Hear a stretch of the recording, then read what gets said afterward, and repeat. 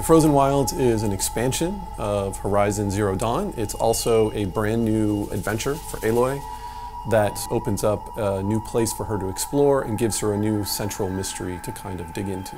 We're going to be going to the Cut, which is a part of the Banuk territory.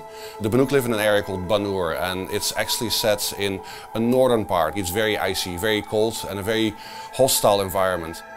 You're going to be going into a region that has been settled by the Banuk. It's not actually their homeland. This is not a place where you're going to find big cities or settlements. You're going to find these kind of scrappy outposts, places where people are trying to find a footing and hold on.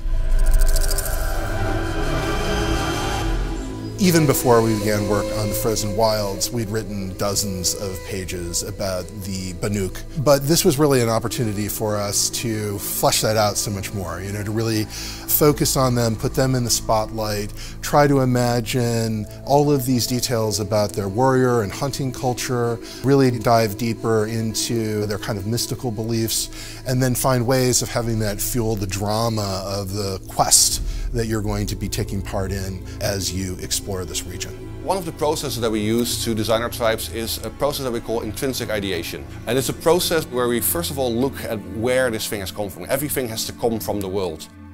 They don't really have any ability to farm. So all of their survival is based on hunting. You have to be nomadic, you have to be on the move. If there's herds moving around, you have to move with the herds. So these people don't build sort of settlements that have always been there. They actually have very mobile camps that they move along as the herds move through the landscape. I'm not here for glory. I'm here for the mountain. We work in great collaboration with all the different disciplines here, and the art and concept team had a huge role in developing the Banuk.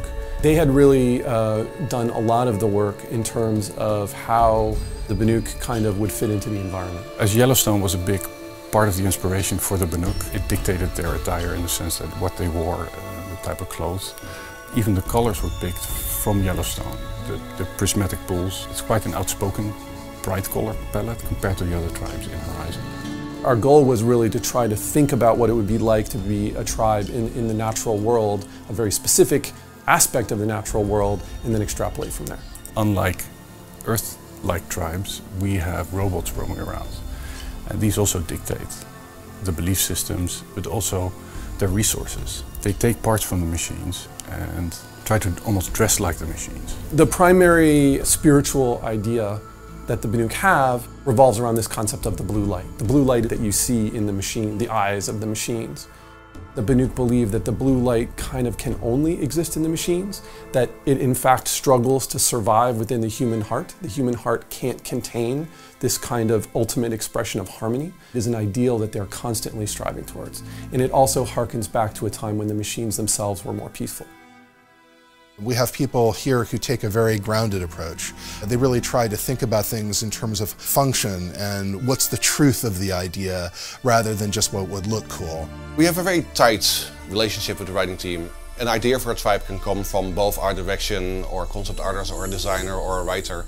But usually then we go into the ideation process about really thinking how this tribe could have developed. And then we use short stories that the writing team writes, or we use concept art paints that an artist has made and really develop it and look at it from every different angle. And it's really one of the most rewarding aspects of working on Horizon. We really come to these really lush and exotic tribes that we can develop.